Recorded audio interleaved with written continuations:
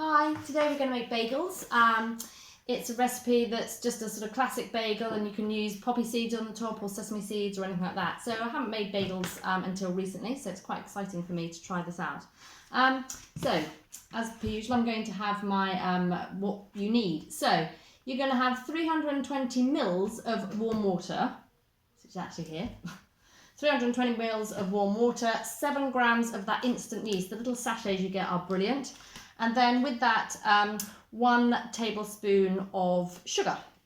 So that's the initial ingredients that go in together. We'll just pop those in together.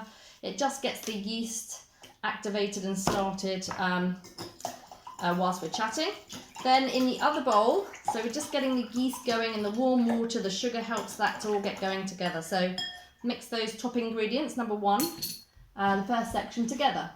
Right, I'm just going to leave that there for a second. And then in this other bowl, I am going to add the 500 grams of strong white bread flour and 1.5 teaspoons of salt and about 1 tablespoon of nice olive oil. Can't get the lid off. Pop my little thing up there. Right, I'm actually just going to guess the olive oil because it's actually just a glug.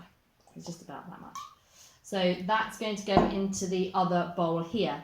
So that's step 1, that's step 2, and then the only other bits and pieces that are left to do after we'll have mixed all this together and let it prove and things, the only other ingredients left will be the egg wash. So I'm going to beat an egg and so we can egg wash our bagels, and then the toppings that you want. So I've got some sesame seeds. I actually ran out of poppy seeds because I've been making so many bagels recently, but then I remembered I had a poppy plant outside that's gone to seed. So I tapped the head, it made some sound, and now I don't know if you can see these lovely little seeds here. There they are, all in there. Hopefully they're edible, we'll find out. So there we go. So now what do? We've obviously mixed this yeast and sugar together. You can leave this to sit for up to 10 minutes, 10 to 20 minutes, doesn't really matter, it just gets the yeast going a bit more. But as we don't have so much time, I'm then going to mix my these all in together earlier. But you can, as I say, ideally leave the yeast in the water for 10 minutes. So you're mixing the salt into the flour to even it out. The oil's going through there a bit as well. Make a hole in the middle and just put in this yeasty mixture. There we go. Make sure you get it all in. You want all the yeast in there.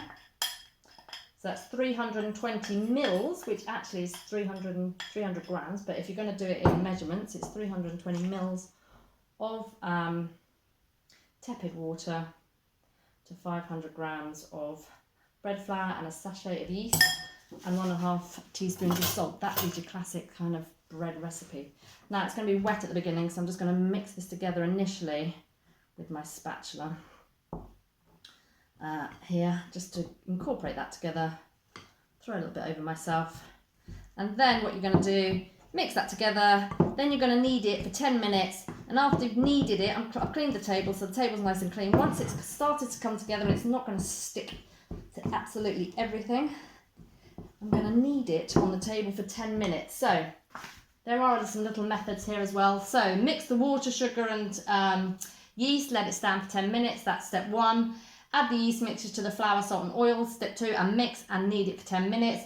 And then you grease this bowl. I'm going to knead it on the table, you'll see in a minute. Grease the bowl, pop the dough back in there after you've kneaded it, cover it with just a tea towel and leave it for an hour.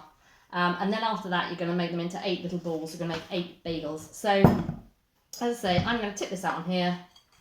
I'm probably going to stand up to do this, to put some effort into it.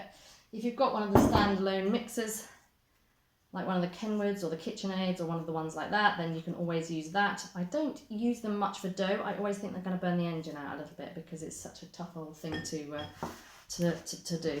But here we are. I'm going to mix all this together, squish it on the table. If you need a little bit of extra flour, by all means use it. You don't want it sticking to the table.